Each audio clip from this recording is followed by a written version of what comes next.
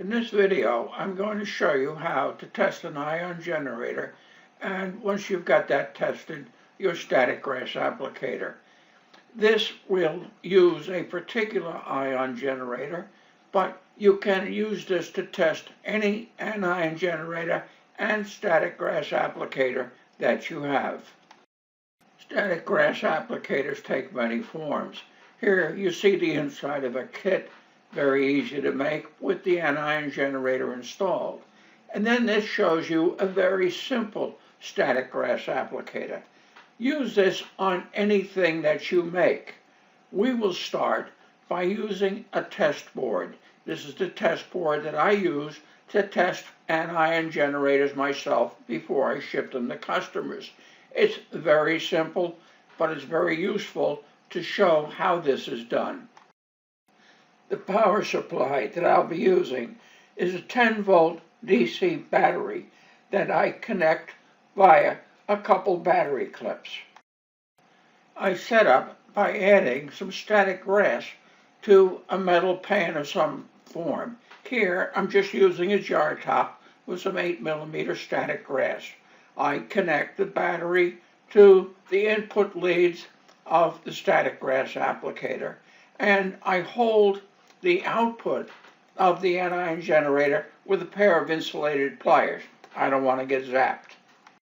So let's go through the process. I'm going to stick that green lead into the grass. The battery's connected, so my generator is charged. I put the green lead in the grass, and that'll put a charge on the plate in the grass.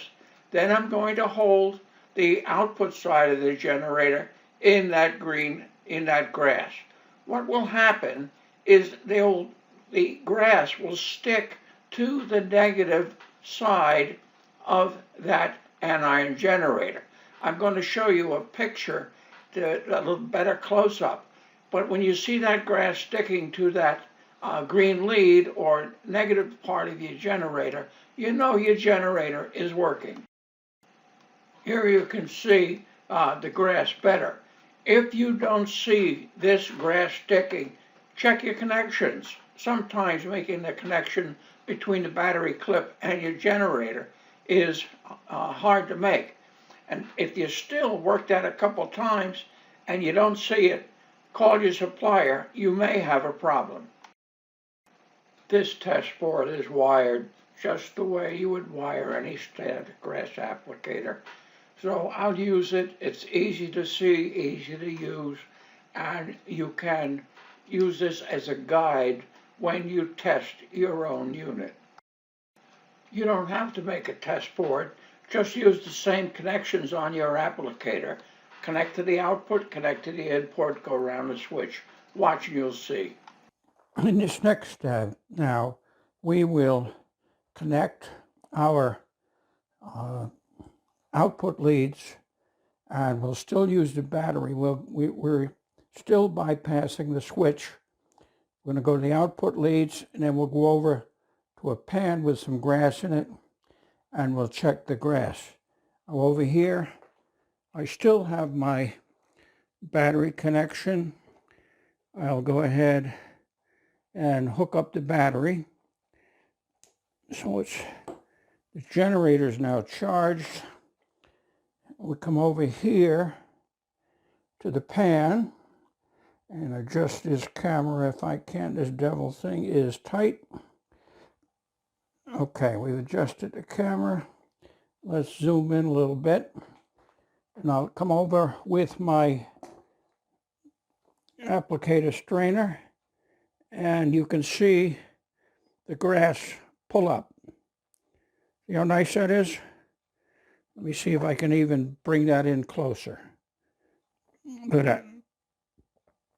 The grass pulls up.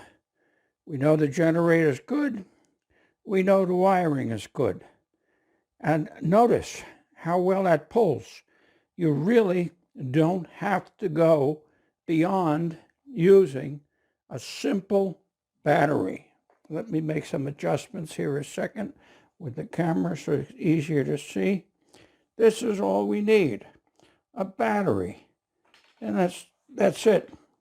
Many people stop at this point. They use a battery rather than anything else. And the next thing I'm going to do is I'm going to hook these to the other side of the switch, and we'll test the switch. So I'll stop for a second while I move the wires, and we'll test it with a switch, but yet we'll use the battery. In this step, I'm going to use a different set of battery clips. This is one I have set up for my own applicator. I just use a battery on my own static grass applicator.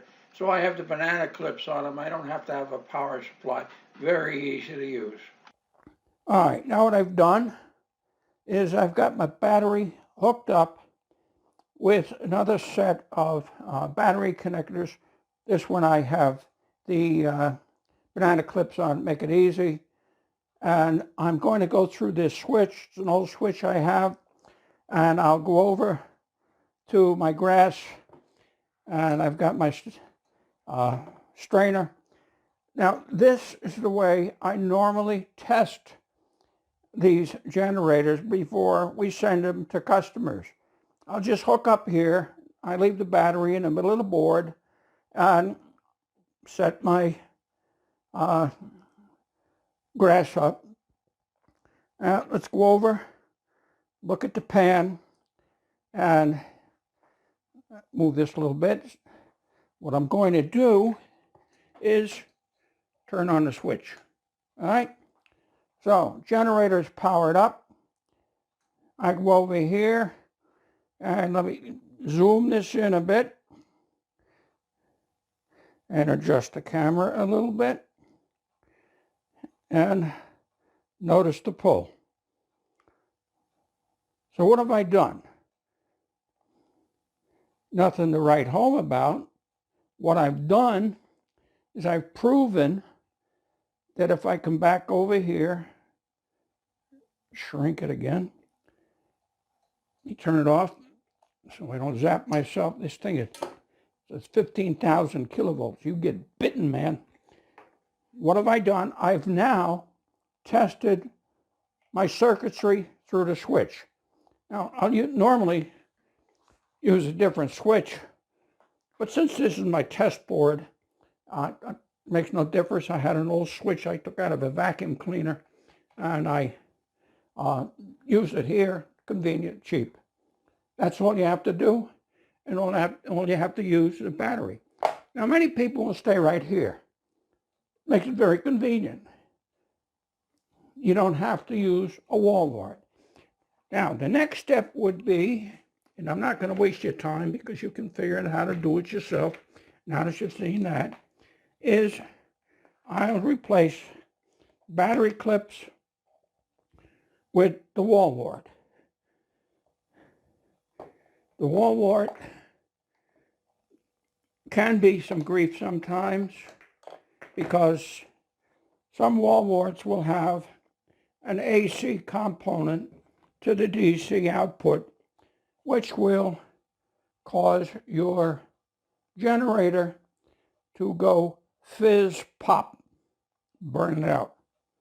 So if your generator goes fizz pop, it's probably your wall wart. That's all it is to testing.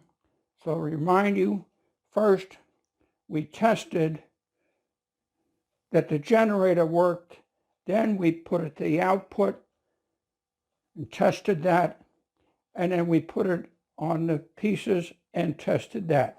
Now you do that even if you have a circuit like this. You test, then you go through your switch and test, and you will know that you have your circuitry properly done. But again, and remind, follow the wiring diagram accurately. Don't get creative. We recommend a switch that we've pictured, and we recommend the wall wart that we've pictured because they're tested. We know they work. If you need help or have questions, use the comment box below. Also be so kind as to look below. There's a lot more information down there. And hit a like button. It helps us. If you wish to stay up to date, subscribe. Have a good day. Have a good life.